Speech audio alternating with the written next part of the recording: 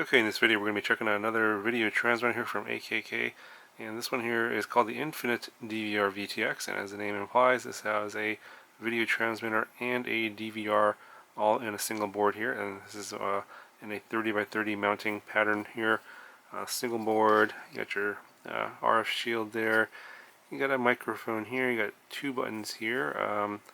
This button here is for selecting your channels, bands, and power on the video transmitter.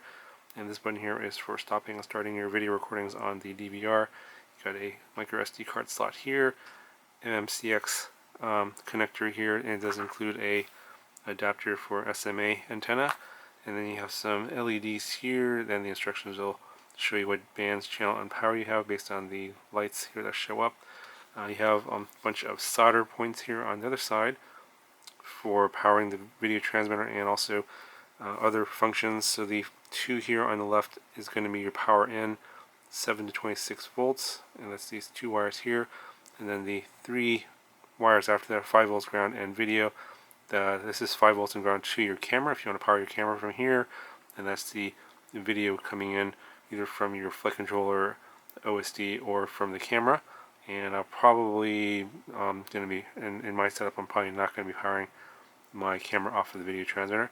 And then you have one wire here for smart audio, and that's probably how I'm going to set up mine, so I don't have to use the button here. And what makes this kind of interesting is once you mount this in your craft, if you have this on this facing up like this, then you can't see any of the LEDs. So it's kind of, I guess you would have to mount it this way if you wanted to use the button. But for me, I'm going to use smart audio, so not being able to see these lights is not a big deal for me. And here's just a quick look at some of the features and instructions here.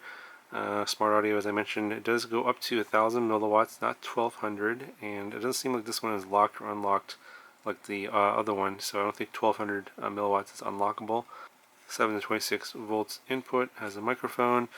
Here are the instructions for selecting your channel, bands, and power using the button, and also pit mode.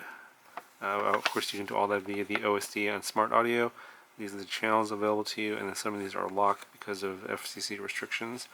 And then these are the instructions here for the DVR, a max card of 32 gigabytes.